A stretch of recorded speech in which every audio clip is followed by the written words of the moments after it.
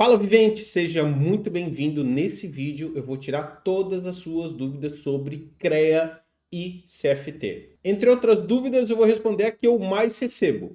Sou instalador de segurança eletrônica e recebi uma notificação do CREA dizendo que preciso me cadastrar, senão serei multado. O que eu faço? Então vamos lá, direto e reto. Como profissional de segurança eletrônica, você precisa ser registrado no CREA ou no CFT.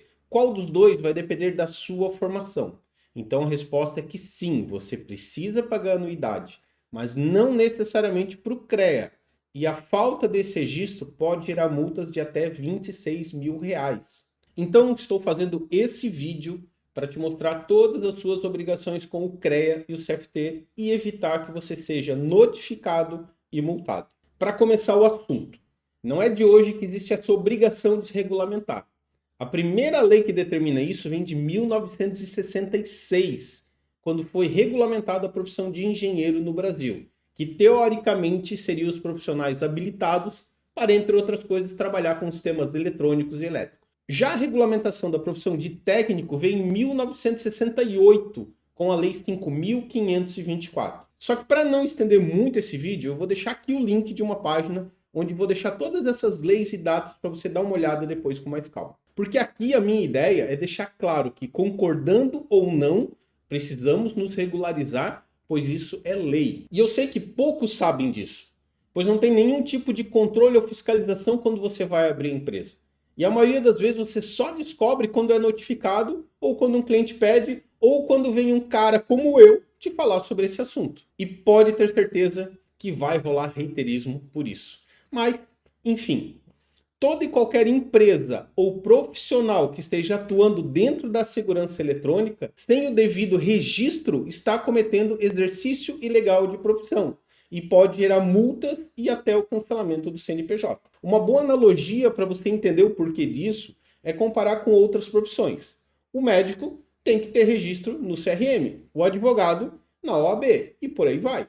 Nós, profissionais de áreas técnicas, por lei, precisamos ter registro no CREA ou no CFT para exercer a nossa profissão. Então, na prática, o objetivo principal hoje é dar garantia para a sociedade de que quem está exercendo a atividade tem conhecimento e formação para isso. É como se fosse um selo de segurança. Mas diferente do que acontece com outras profissões, na segurança eletrônica a gente tem duas entidades fiscalizando e cobrando os profissionais. E aí é que vem a bagunça e as principais dúvidas. Deixa eu te falar brevemente e resumidamente sobre isso para que você possa entender todos os fatos. O CREA surgiu em 1933 para defender os direitos dos engenheiros. Era como se fosse uma associação profissional. Em 1966 saiu a lei que regulamentou as atividades de engenharia e transformou o CREA na entidade de controle e fiscalização. Já em 1968 foi regulamentada a profissão de técnico industrial de ensino médio. Mas como não tinha nenhum órgão para regulamentar esses profissionais, eles acabaram ficando embaixo do mesmo guarda-chuva do CREA. Então se liguem nessa data, 1968. E aí nos próximos 50 anos tiveram vários movimentos para separar e dar para os técnicos uma entidade que representasse melhor esses profissionais. Foi quando em 2018 foi oficialmente criado o Conselho Federal de Técnicos Industriais. E todos os profissionais de ensino médio passaram a ser regulamentados e fiscalizados por esse órgão. Por exemplo, eu nessa época eu tinha registro no CREA. Quando chegou em 2008, simplesmente eu perdi meu registro no CREA e foi automaticamente transferido para o CFT. Então ficou o CREA responsável pelos engenheiros, sim, outros profissionais também, agrônomos, tecnólogos e outras profissões, mas vamos falar especificamente de engenheiros, e o CFT passou a cuidar exclusivamente dos técnicos, e aí de várias áreas específicas, elétrica, eletrônica e por aí vai, eletromecânica, todo técnico de formação média passou a ser controlado e fiscalizado pelo CFT. E aí é que vem a verdadeira bagunça, porque oficialmente os serviços de segurança eletrônica, eles podem ser executados tanto por um engenheiro quanto por um técnico, pois eles são serviços de baixa tensão elétrica. Então, quando o CREA encontra uma empresa que atua no segmento e não é filiada a eles, vem a notificação com um prazo para adequação ou até uma possível multa. Cada uma dessas entidades tem uma tabela diferente de multas que vão variar de acordo com a infração, a gravidade e o porte da empresa. Mas essas multas vão de R$ 349,92 a mais de R$ 26 mil. E as autuações mais comuns são exercício ilegal de profissão e falta de anotação de responsabilidade técnica.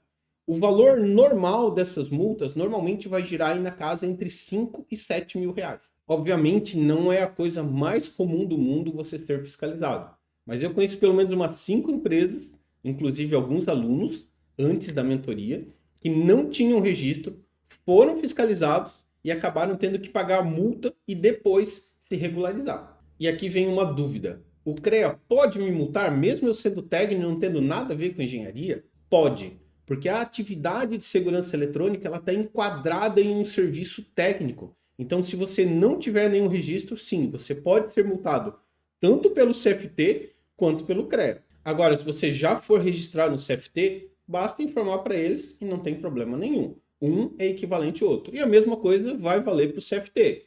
Se o CFT te notificar e você tiver registro no CREA, tranquilo, é só avisar porque um é equivalente ao outro. Pô, Wagner, não tenho registro. Como que eu posso fazer para evitar multa e continuar atuando legalmente no mercado de segurança eletrônica? Vamos lá. Agora, sabendo que toda empresa do segmento precisa ter registro, a gente tem um detalhe. Para a empresa atuar no segmento de segurança eletrônica, ela precisa pelo menos um profissional formado em um curso técnico, podendo ser ele tanto um proprietário quanto um funcionário. Uma analogia para você entender é a mesma coisa que acontece numa farmácia. Você precisa ter um farmacêutico atuando nela. Ou uma academia. Você precisa ter um profissional formado em educação física atuando lá na academia. Sacou? Eles são os responsáveis técnicos pela empresa. A mesma coisa acontece no nosso segmento. Então, no nosso segmento, pelo menos uma pessoa precisa ter curso técnico. E quando eu falo curso técnico, é daqueles cursos com mais de 80 horas aulas e reconhecido pelo MEC. E aqui vem um alerta. Nem todo curso reconhecido pelo MEC vale, pois precisa ter uma grade curricular aprovada. Então, cursos livres não contam. Esses cursos, o MEC, o registro do MEC é apenas uma mera formalidade comercial, mas na prática não tem efeito nenhum para você conseguir o certificado técnico e fazer um registro no CFT. Pô, Wagner, entendi que eu preciso ter um técnico responsável, mas eu não sou técnico e não tenho nenhum funcionário. O que você pode fazer nesse caso? Você tem 3 opções.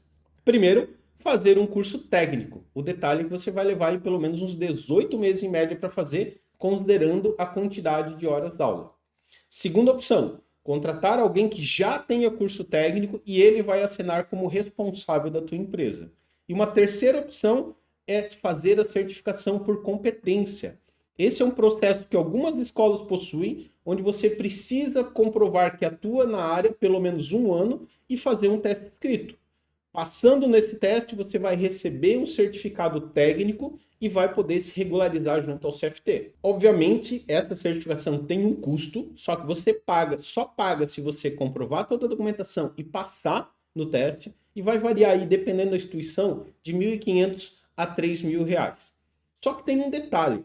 Apesar de ter um custo, é uma das opções mais interessantes que eu aconselho para os meus alunos, porque o tempo de recebimento do certificado é muito rápido. Normalmente você vai receber o certificado entre 45 e 90 dias após o início do processo, se você andar com todo o processo certinho. Então, muito mais rápido do que você fazer um curso técnico, ou muitas vezes muito mais barato do que você ainda ter que contratar alguém simplesmente para assinar como responsável técnico da tua empresa. Só que esse não é o único custo para você se regularizar. Você terá 2 custos principais além desse. O primeiro vai ser anuidade. As empresas e profissionais precisam pagar uma anuidade. Considerando o CFT, que é onde os técnicos estão enquadrados, esse ano 2025 está assim: R$ 349,92 anuidade do profissional e R$ 349,92 a R$ 2.647,75 anuidade da empresa, dependendo do capital social. E aqui está outra dúvida comum. Preciso pagar para mim e para a empresa? E a resposta é sim. Você paga um registro profissional e outro registro da empresa. Exceto o MEI. Se for o proprietário, o técnico, ele só precisa ter um registro. E os custos não vão parar por aí. Oficialmente, cada serviço executado, você precisa emitir um documento que indica o responsável pelo serviço. Isso é, quem é o responsável técnico. No caso do CFT, esse documento se chama Termo de Responsabilidade Técnica, ou simplesmente TRT. Cada TRT emitido é necessário pagar uma taxa. Hoje, 2024, R$ 64,89.